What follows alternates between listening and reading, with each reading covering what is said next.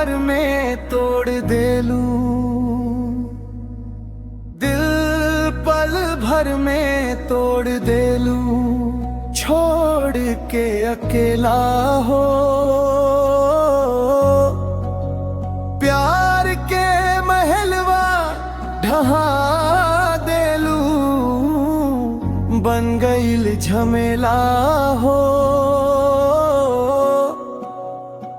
रोवत बा दिलवा रात दिन तोहरा याद में, काहे बेवफा बदल गईलू पल भर में।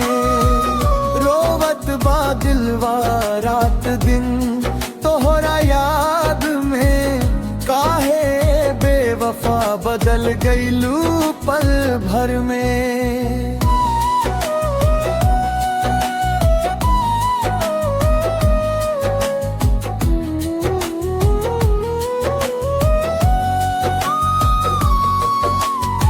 साथे जिए मरे के खैले रहे कसम, आज ओही कसम बन गईल बाभरम। जवन सपना देखनी तोहरा संग संग, ओकरा पर फिर गईल दुख के रंग। फोटो देख देख के रोवेला अंखियां, तोहरे बिना सुना लागे दुनिया। दूसरा के हो गईलू हसत हसत, हमरा नसीब में रह गईल तन्हाइया बस।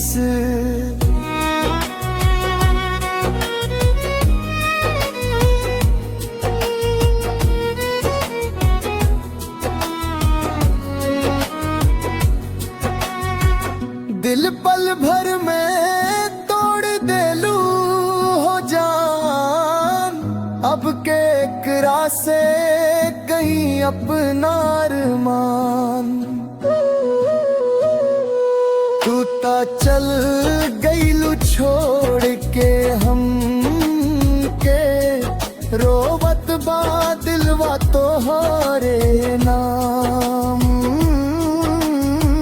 रोवत बा दिलवा रात दिन तोहरा याद में, काहे बेवफा बदल गईलू पल हद में।